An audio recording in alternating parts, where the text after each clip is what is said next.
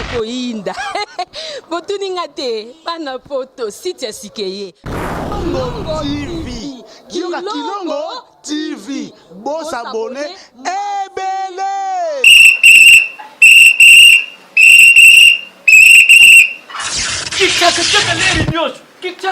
Mopepa sika tolima mopepa kalate mikolo solingi osabone obetika point Kilongo TV bobeto be bokoto be na YouTube bobeto be Kilongo TV po Kilongo TV bokomona maijane wana bakataka te ngonga nyoso bokomona maijane na Kilongo TV wana nouveau ne kasi aza grand nani Kilongo TV. Oh Kilongo TV, oh Kilongo TV, zene moko ebotami eza moke kasi avimba na kati. Kilongo TV bokomona makambo ya minene mpo yasa akaba viko le kabatinyaso. Kilongo TV. Bisous, bye. Bandeko balandi ya émission na biso mbote na biso toza awa na limité première ri wapi esika toye kozwa ambulance to kenda kozwa mamepela bisika zali boyebi mamepela aza maladi ya mbasu likolo ezovimba pasi mingi na motema mingi babenga rabi mamepela beli mamepela mbasu rabi eza nini ngai pe lokola bino nayebi te soki eza nini kasi mama Olive Lembe mama ya bana ebele mama Boboto alobi te azwa charge ya soin ya mama epela ntango amoni baartiste comédien bazolela bazobelela mama otiki biso mama tika kabana te yango mama lobi aotika bana te azwa charge ya basoin ya mama epela oyo azana lokolo eza na problème ya mbasu komba ona français ekimi ngai na otala wana dictionnaire sima oyebi pasi mbasu ndenge esalaka ndeko bela mbasu eba ndenge esalaka moto na motema lokolo kovimba eza na bambasu mosusu ebimisaka bapi boyebi artiste comédien mndangandanga ye mpe abelaka mbasu ezalaka pasi mingi kasi lelo mama epela moto azobela mbasu Maman Olive Lembe a signé azwa charge ya ko soigner mama epela. Donc dès toza bo mon ambulance peut-être commentaire ko za mingi te bo mon ambulance ndenge nini tozolongwa awa tokei kino na bisika mama epela za pour que tozoye toya na awa azwa ba soins appropriés na charge ya mama Olive Lembe. Merci mingi ba nyonso balanda émission na biso merci et pas Angel Kinkela merci et pas Fiston Bastende FB International et comme FJB merci pas Nabino merci et pas Dominique Kelemon Namsarata papa Duval Kasongo merci pas Nayo merci na ba fan nyonso Rabi Mavinga tolanda reportage oyo bongo to kutana.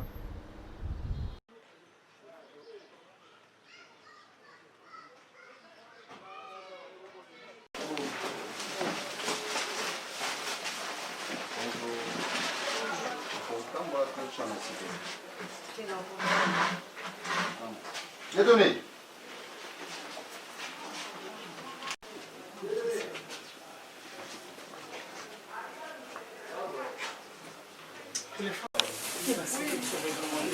Ouais.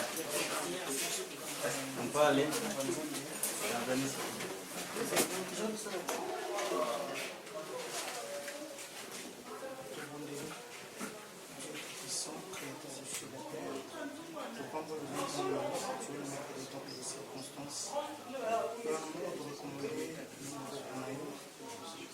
servante nous en disant de tambour mais la combat Yesu. Puisqu'on se au tambour le Seigneur nous a une ressource à médecin par excellence. Ya weli que ça n'est pas une chose c'était aussi la salle à la femme.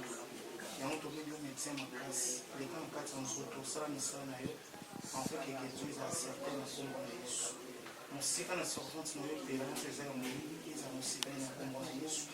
Lumière na yo et des enfants dans le sur laquelle se sont qui vont comme c'est pas qui n'ont pas Yon des armes médecins dans la matériel à qui signent sur nous les paroissards dans le nom puissant de Jésus-Christ de Nazareth.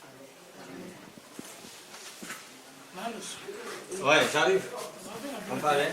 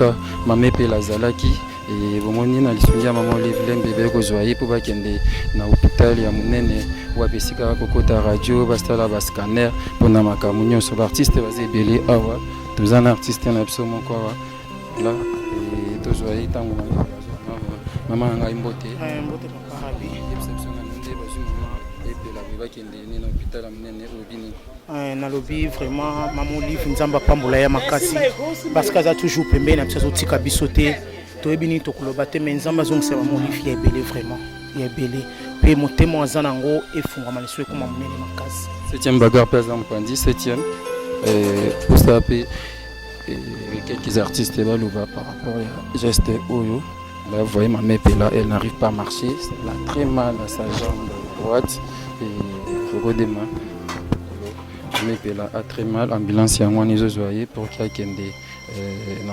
hôpital ya monene po baswala ye examen médical nyonso et ça fait très mal et c'est débris comment marcher il y a 7e bagarre qui est là et puis ma mepela vous voyez sa jambe droite ils infecté na objet to benga communément Mbasu et nzamba sunga ma mepela initiative ya mama Olive Lembe baïgozoye pour qu'il y ait des soins après avoir continué la vie de loin en Afrique du Sud pour avoir soin il y a poison azak na yango si ko eza mama epela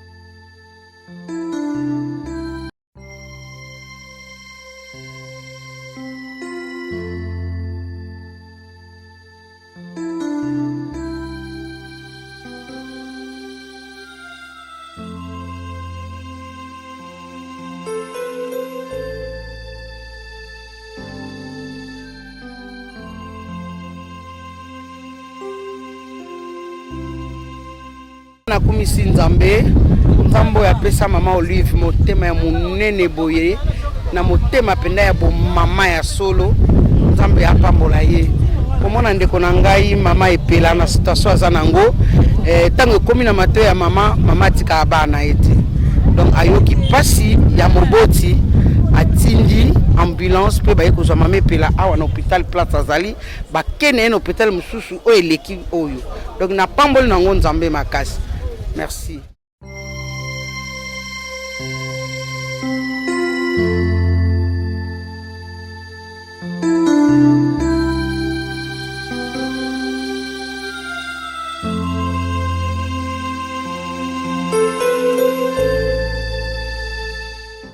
Ben voilà, je pense que vous m'avez dit que l'image est un Elodie, tout ça qui est une ambulance awa, tout le monde awa, tout qui est dans ma tête, si comme ma pela, azaki na hôpital, kasi et singela tout le monde là, kuna mbangu na ambulance, tout y a na awa pour avoir soin approprié. Ma pela zam pandi awa, mbote ma pela. Mbote. Siko boni lokolo. Siko lokolo, kandi ezo sa non passe oui, ça va vous à la déjà. ozoyoka ndenge nini kaka ndenge mbaso esalaka moto na motema lokolo pasi to ndenge nini nazoyoka yango ndika ebandaki liboso na motema moto 2 semaines na motema moto ntango esili nde manifestation oyo ekosalema me motema moko kaka nde ezosala soki motema mpo nazolia pete tellement bakisi moko motema esanga moto me ndenge mpena mbato esalaka sho wana ndenge nayoka bambaso ya liboso tozala nayo oyo eza mpena bongo te mpo bapriere tozalaki déjà pa prophète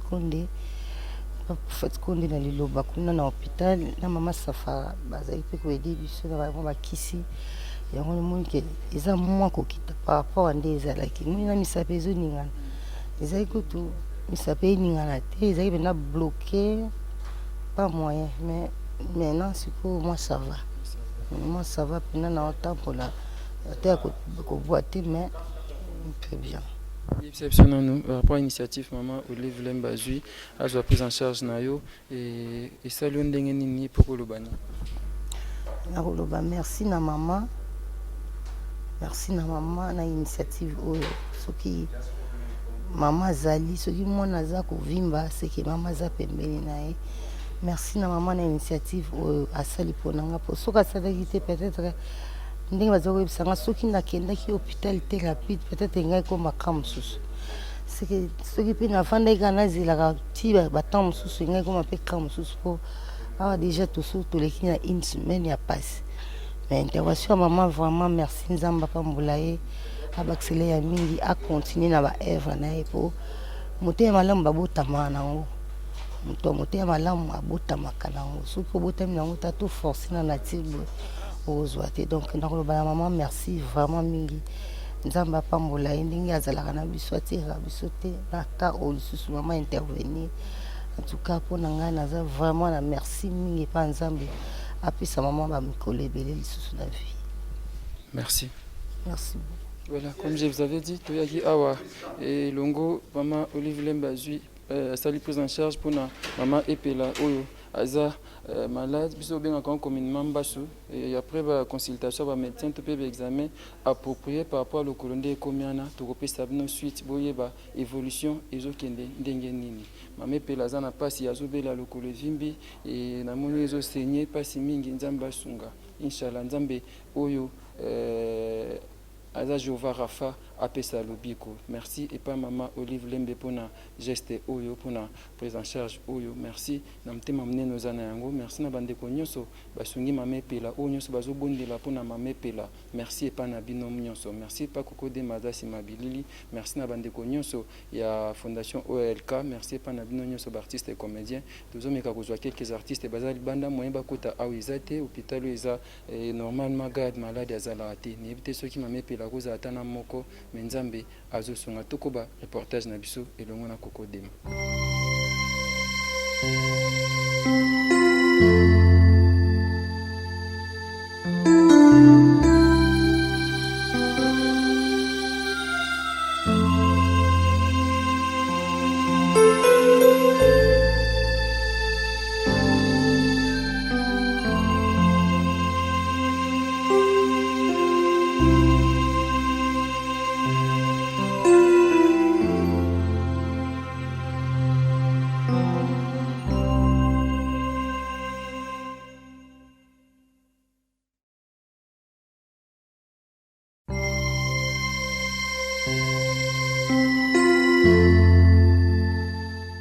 Septième bagarre awa binom tuzo zaka na mama Epela et alobi mo évolution za mkemke et olobi ni d'abord pour na initiative maman Olive Zui ya ko sa prise en charge ko charge ya soin ya mama Epela.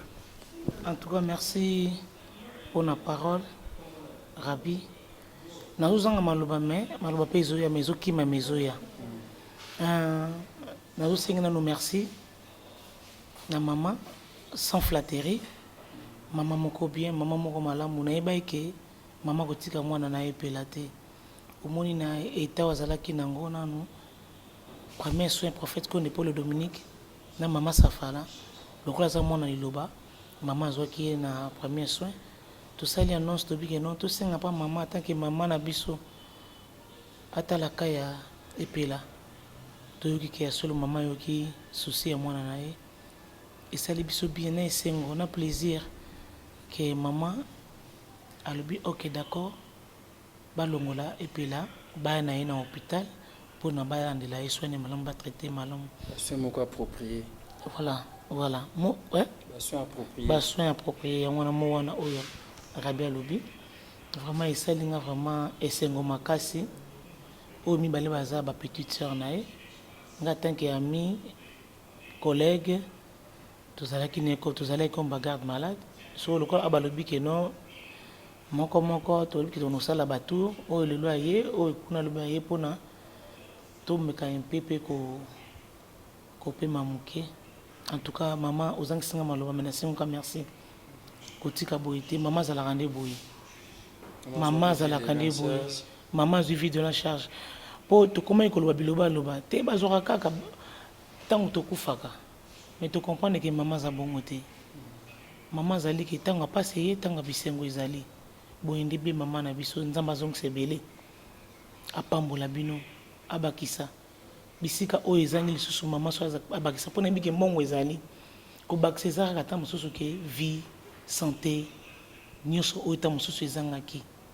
En tout cas merci beaucoup maman, ça me va vraiment droit au cœur. Vraiment merci beaucoup maman. 17e tokozwa petite sœur mama epela moko aloba mbote yaya obinini mpona geste oyo basali mpona soin ya mama epe. Merci mbote na geste na sepeli makasi en tout cas nazosenga vraiment merci vraiment na mama Olive Lembe azolakisa toujours bolingo na ye eza kaka te ke tempo batiki pouvoir mais azo continuer kolakisa amour na ye ke non aza pena na amour ya kati ya libanda te mais ya kati. En tout cas vraiment merci ebele na mama Olive po azozangisanga na maloba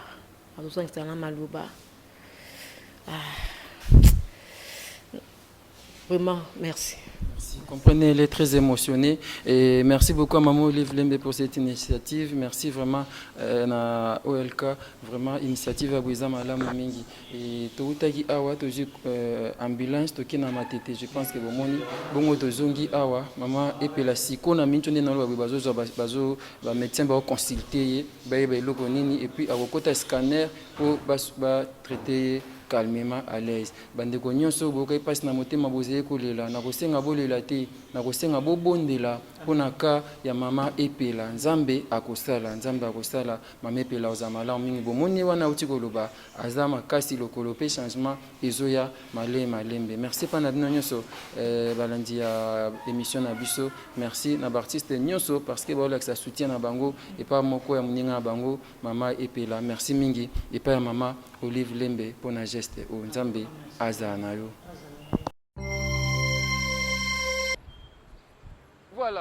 Voilà, merci beaucoup, merci. Ya solo passe na motema eza pasi komona mama epela na eta oyo lokolo evimbi bien que azoloba ke changement ezali misapezo ningana mais pasi vraiment basu ya boye nzambe asunga tokopesa merci et pas maman Olive Lembe o azwi initiative oyo azwa prise en charge ya mama epela.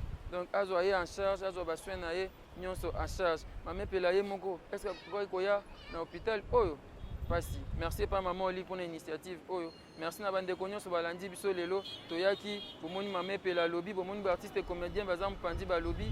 Merci vraiment na bino nyonso et tokotonda mingi initiative mama Olive Lembe. Merci et pas Koko Dema Oazasi Mabilili. Merci na ba fan nyonso Arabi Mavinga o nyonso benga ndena samno et sika nyonso mona Arabi Mavinga tala o vidéo yango ba pexi ba mikete ba pexi be mikolote talo oza ba information vrai mingi na source. Merci Koko Dema Oazasi Mabilili tokuta mbala sima numéro ya sika évolution nyonso ya mama epela tokozwa tanko informer bino pamba te fakota scanner nde ba médecin ba lobby fakota scanner il faut ba saler des premiers soins ndenge to uti kuna et puis ba kopesa biso suite évolution nyonso to wesa bino yo mutu nga mama epela nde na baki au lieu botia commentaire mabe to bo critiquer bondela pona ndeko ekozala malamu mingi. Jésus-Christ Nazareth namba bo moi asunga mama epela asunga biso nyonso landi vidéo lelo. Merci et pana bino. Mama babiproteze koinda botuninga te bana poto site sikeye Kilongo TV. Kioka Kilongo TV.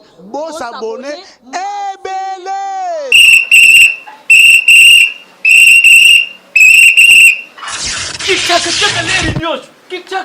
mopepa sika tolima mopepa kala te mikolo solingi osabone obetika point Kilongo TV bobeto be bokoto be na YouTube bobeto be Kilongo TV mpo Kilongo TV bokomona maijane wana bakataka te ngonga nyonso bokomona maijane na Kilongo TV wana nouveau ne kasi aza grand nani Kilongo TV oh Kilongo TV oh Kilongo TV sene moko ebotami eza moke kasi avimba na kati Kilongo TV bokomona makambo ya minene mpo yasa ka ba vie ko le kabatinyoso Kilongo TV bijou bye.